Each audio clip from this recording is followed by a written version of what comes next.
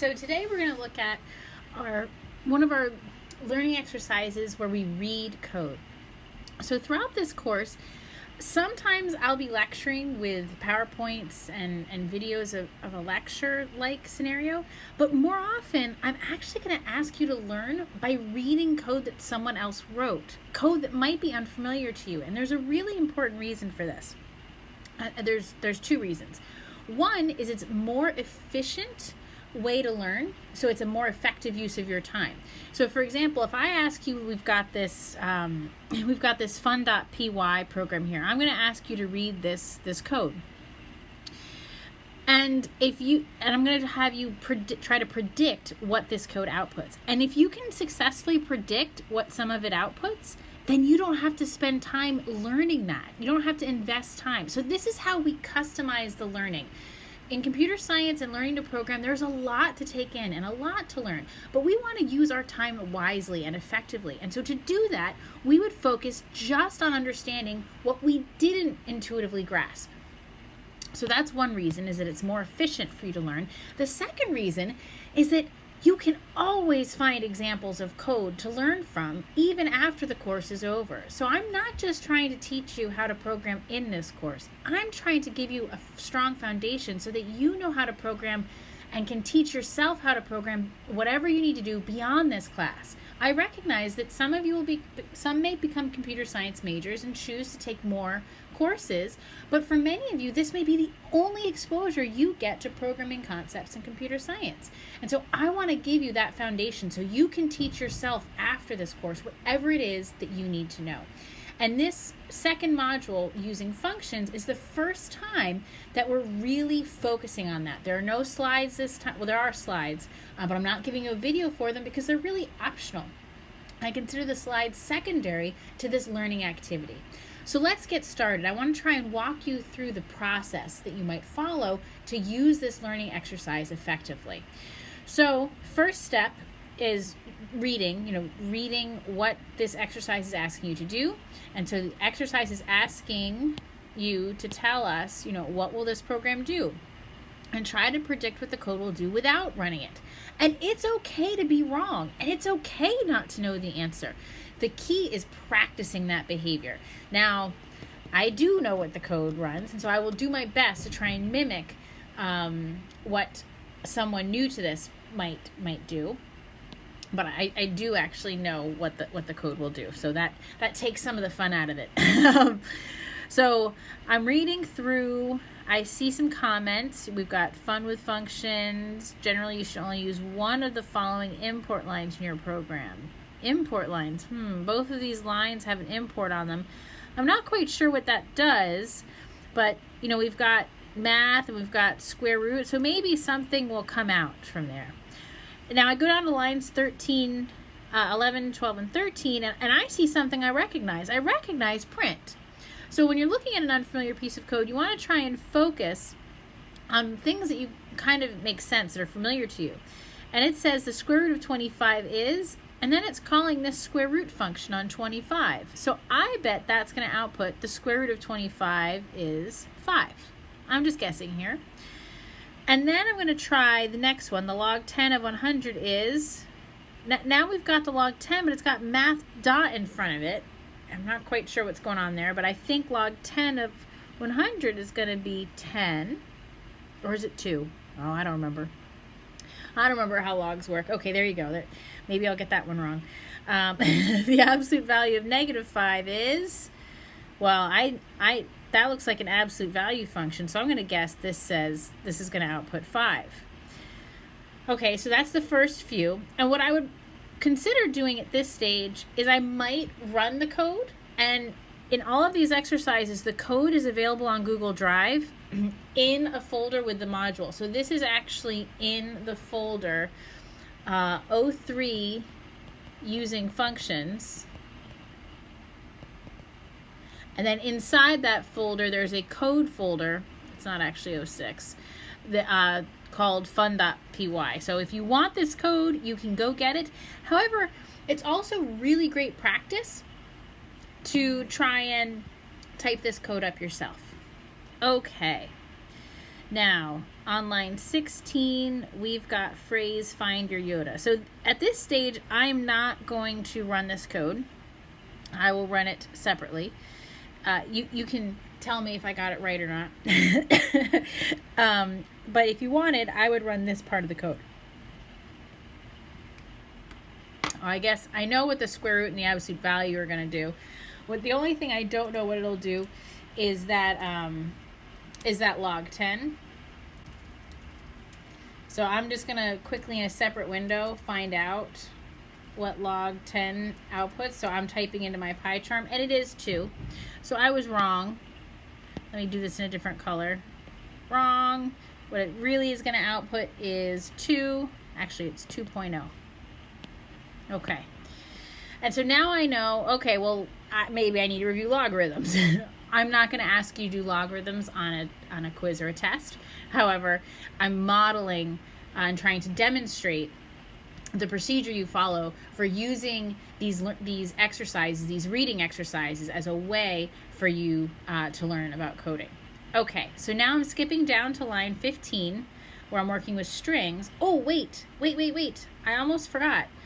We didn't really answer how square root and log 10 are different, because one of them has this math.log and one of them doesn't. But I think we will get down to that when we answer the questions. Okay, so we're going to continue focusing on line 15 through 22. String fun. I have a phrase, find your Yoda. This is a string. So I'm just reviewing things that I learned from the previous module. And now I've got a bunch of prints. I know what print does, but I'm not sure I know what these other things do. Phrase.upper. This is kind of a different way of accessing a function that I've seen before. So we've got phrase.upper, phrase.title, phrase.count, phrase.lower.isLower, and phrase.isDecimal. Well, I'm pretty sure the phrase is not a decimal, so I'm going to say that's false. Phrase.upper, maybe that's uppercase. Find your Yoda. Phrase.title, maybe that's title case. Find your Yoda. And you can mark question marks for things you're unsure of to make sure that you pay attention to the output, because for this to work, you have to look very, very carefully at the output and compare it to yours. Phrase.count the letter O. Well, let's see. Find your Yoda. I think this is going to output 2. Phrase.lower.isLower. So now I'm chaining together multiple functions. So I'm going to lowercase phrase, and then I'm asking, is it lower? I'm going to say that that's true. Okay, and then the next step would be to look at the output and see if it matches up with that. And I'm pretty sure if I type this in, phrase equals find your Yoda, and if I say phrase dot title, that's the only one I'm not too sure of. Yep, I was right. Find your Yoda. That is correct. So I'll just mark that in a different color. You know, I wasn't quite sure, but it's correct. Okay. All right. So hopefully at this point you've seen how you can use these reading exercises to help you understand what you know and what you don't know, so you can dive in and study those more. Okay, so let's take a look at these questions. What do we think import does? Well, import allows us to make use of Python functions that are written in the Python libraries that we didn't write. They're not standard included in every Python program, but there's a huge library of functions called the Python API, and they're called modules, libraries, things like that. And we can't actually just have this wealth of Python functions available all the time, because then our programs would be big. I know you can't see this, it's happening behind the scenes, but whenever you include a a functionality or a library module in your program, it actually makes your program a little bit bigger. It's hidden from you. It's kind of happening behind the scenes. So Python by default only comes with a very small set of functions by default. So for example, print is one, absolute value, let me start highlighting. Absolute value is one, print is one. Any others here? Yeah, those are the only two that are built in. Our input, eval, those are built-in functions. And so import allows us to use functions from other modules. So use functionality from other modules. And we don't just have to import from the Python standard API libraries. We can also import functionality that other people have written. We can make our own modules, in fact, and perhaps by the end of the course you'll be working on that. What I want to take a closer look at is this difference between import on line 6 versus 7. So do you see that there's a little bit of a difference here between import math and from math import square root? So I'll tell you right now that we are getting log 10 using this line, and we are getting square root using this line. Do you see how there is a difference in how they're used when we call them down below on lines 11 and 12? Square root has no math dot, whereas log 10 uses math dot. Okay, so that's one way that we can kind of differentiate between them. So the difference, so it does change how they're called. Oops, I'm going to do that in a better color. Sorry about that. Let's keep going with that cool turquoise, thinking of the beach. Okay, so it does change how we call those functions. And so the difference is that we don't need the module name. Yes.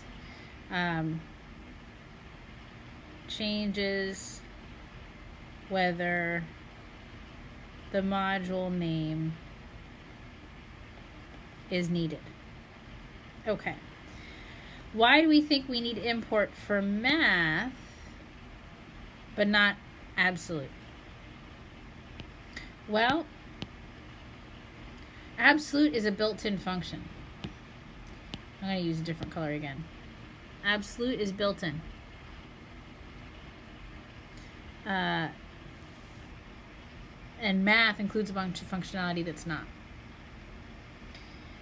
Now let's move on to number 4. How are the math functions called differently from the string functions as compared to the other functions we've seen so far? So the other thing I want to draw your attention to is that when I call functions like print or absolute value or math.log10, I'm calling the function and passing it a parameter. If I have something dot, as I do here, I have a math dot, this is a module. Whereas here, like let's take for example phrase.upper. Phrase is a variable. I'm saying phrase.upper. When we have certain types of variables like strings, we can type a dot, and you can do this in PyCharm, and we can get a whole list of functions of what we're allowed to do. So string functions can be processed or handled differently. And so there's a couple different ways you can call functions, and it's important to know the difference between them. For example, print doesn't need anything before it, but any of these string functions here on lines 17 to 22, they do need a string before them, string.upper. Yes, so we have a module dot function, and then we've got a variable. Actually, this is a string variable dot function. I'm going to call it dot fun because this is so much fun, right? Okay. I think so, but I'm a little biased. All right, let's get a new color here. We'll go pink to identify some of our vocabulary terms. So on question 5, in the code above, we're asked to identify the following. Oh, maybe I can highlight. That's a good idea. Let's go for a highlight. I will still start off with pink. So comments you can identify, one, because they're gray and italicized, but more importantly, they begin with a hashtag. So any line that begins with a hashtag is a comment. You can also have comments within line, like at the end of a line, right? So sometimes you might see something like hashtag also a comment. Okay, awesome. So let's try variables. Let's find the variables. And the way we identify variables is we look for a name or an identifier to the left of an equal sign, and that helps us figure out what the variables are. So in this example on line 16, we have a variable, and I use the equal sign to figure that out. Now let's take a look at some function calls. Function calls I can identify because of the parentheses. It's got an identifier and then parentheses. Actually, let me just take quick notes. Variables, we're looking for the equal sign. Comments, we're looking for the hashtag. Function calls, we're looking for an identifier followed by parentheses.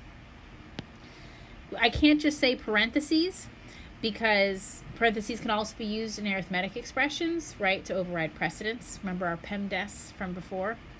Okay, so let's take a look at function calls. So I've got print are all function calls, square root, log 10, absolute, upper, title, count, lower, is decimal. Oh, and all of these prints. So there's a ton of function calls here. Very, very many. Expressions. Well, I'm not sure if there are any expressions here because we're not actually doing any mathematics. So I'm going to say we have no expressions here. We do have one assignment. It's where our variable is.